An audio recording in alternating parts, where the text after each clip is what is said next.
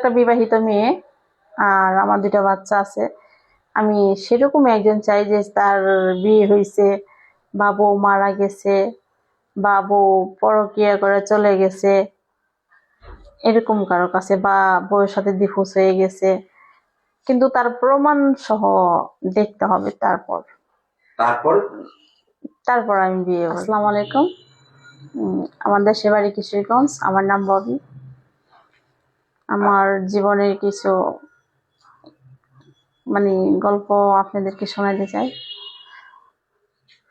আচ্ছা, ওয়ালাইকুম আসসালাম। আসসালামু আলাইকুম। ভবি আপনার নাম। তো আসলে ভবির জীবনের গল্পটা আমরা শুনতে চাই। আসলে আপনার জীবনে আপনি আমাদের একটি ভিডিওতে বলেছিলেন 11 বছর বয়সে আপনার বিয়ে হয়েছে।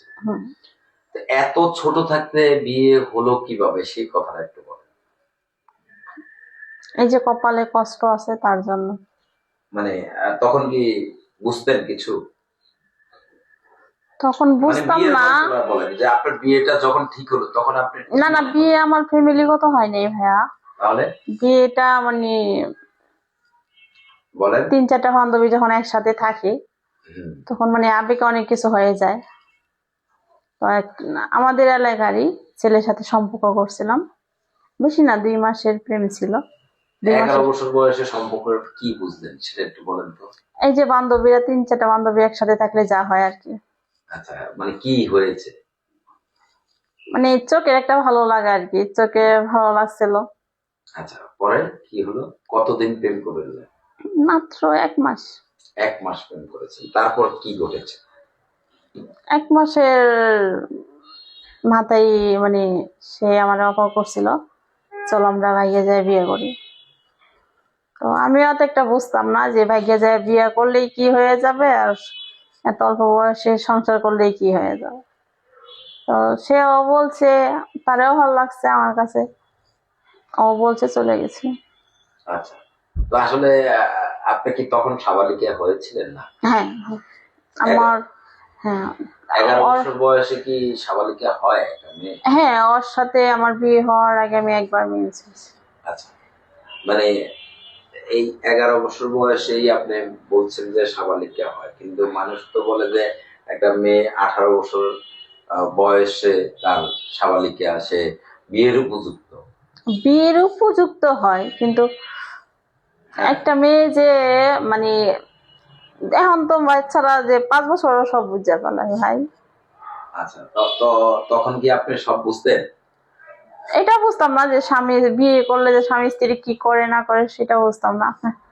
আচ্ছা, তো আসলে বাসর রাতে কি হয়েছে? ভাই এটা আমি জানি না, এটা নিয়ে মজা করবেন না।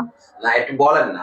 এটা যেহেতু আপনার বিয়েটা কিন্তু একটা কৌতূহল বিয়ে, 11 বছর বয়স। আসলে একটা মেয়ে 11 বছর বয়সে কি বুঝে, কিভাবে সংসার করলো, সে বিষয়টা আমরা তুলে ধরতে চাচ্ছি। বাসর ঘর কি জিনিস আমি বুঝি নাই, কেননা আমরা প্রেম করে বিয়ে করছি, বাসর ঘর টসর ঘর করি নাই। তো হ্যাঁ, বলেন। এতটুকুই ভালোবাসার বিয়ে হয়েছে। আমরা ছোট ছোট, আমিও ছোট ছিলাম, আমার স্বামীও ছোট ছিল। আচ্ছা আচ্ছা। এই বিয়ে হওয়ার পরে আমার একটা ফুফু শাশুড়ি বাসায় গেছিলাম। তো ফুপুর একটা ছেলের বউ ছিল। কি হ্যাঁ, বলেন বলেন। ফুপুর বউ ছিল, সে বলে দিছিল যে এটা সেটা। তো হ্যাঁ, যেমনি বলছে সেমনি। ভাইয়া এইটা তো বলতে পারবো না, সরি।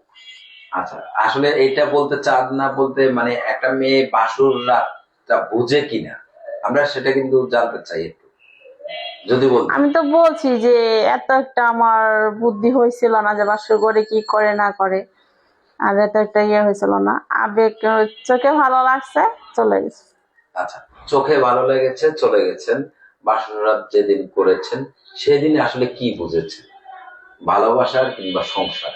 এইটাও বুঝি নাই। আমার 2টা বাচ্চা হওয়ার পরও আমি বুঝি নাই যে স্বামী স্ত্রীর ভালোবাসা কি একটা মজা।